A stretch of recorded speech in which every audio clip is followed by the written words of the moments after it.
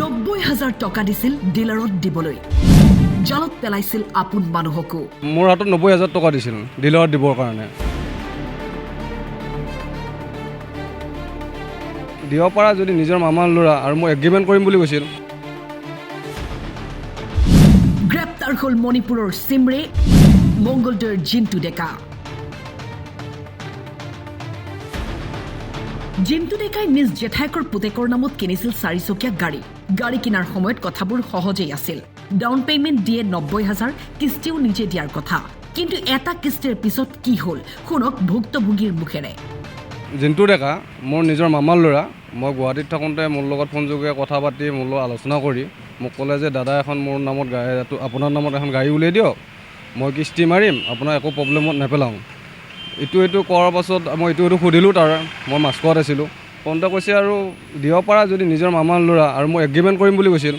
কোৰ্টত তাৰপিছত মই 29 তাৰিখে আগষ্টৰ 29 তাৰিখে মই গাড়ীখন উলিয়াই দিলোঁ ডাউন পে'মেণ্ট মোৰ হাতত 90,000 টকা দিছিল ডিলাৰত দিবৰ কাৰণে তাৰপিছত মই গাড়ীখন 8:30 বজাত গাড়ীখন মই পালোঁ পোৱাৰ পাছত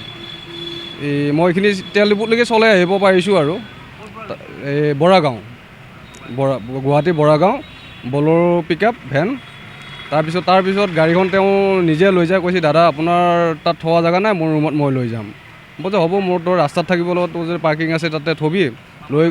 মামাৰ ল'ৰাটো গৈছে জিন্তু ডেকাই তো গাড়ীখন লৈ গ'ল লৈ যোৱাৰ পাছত এমাহ এটা কিস্তি দিয়াৰ পাছত মই দ্বিতীয় মাহ যিটো কিস্তি আহিল তেতিয়া মোক ফাইনেন্সাৰে ফোন মাৰোঁতে মই সিয়াক ফোন মাৰিলোঁ ফোন মাৰোঁতে ক'লে বোলে মই কিস্তিটো মই পোৱা নাই মই গাড়ীখন কোম্পানীক দিছোঁ গাড়ীখনে মোক পে'মেণ্টটো হোৱা নাই পে'মেণ্টটো হ'লে মই পইচাটো দি দিম সেনেকৈ প্ৰথম মাহৰ হেৰিটো গ'ল দ্বিতীয় মাহতো গ'ল যাৰ পাছত মই ফাইনেন্সৰ লগত কথা পাতি দিলোঁ দিয়াৰ পাছত সি মোক উল্টে দম দিয়ে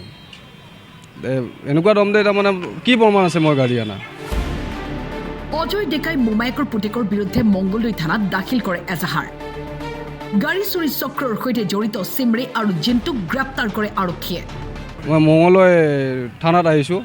নিউজত দেখা পাই পেলাই যে মানুহকেইজনক চোৱাৰ পাছত কালি দুইজনক চিনি পাইছোঁ আৰু জিন্তু ডেকা যোৱা ৰাতিয়ে কয়ক্ত কৰিছে ৰাতিপুৱা আহি দেখা পালোঁ এতিয়া মই এখন FIR দিব আহিছোঁ আৰু মই এতিয়াহে গম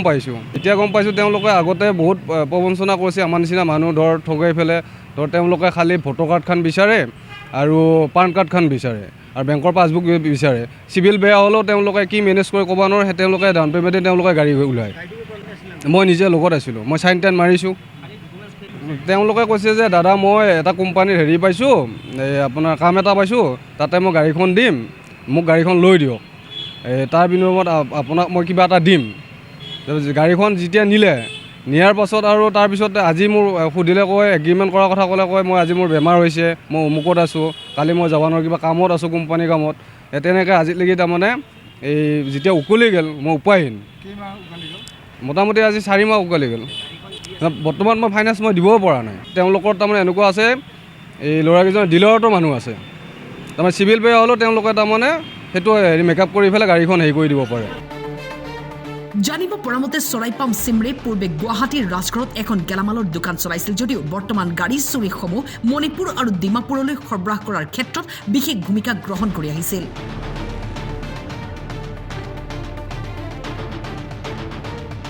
মংগলদৈৰ পৰা কিশোৰ কলিতাৰ ৰিপৰ্ট টাইম 8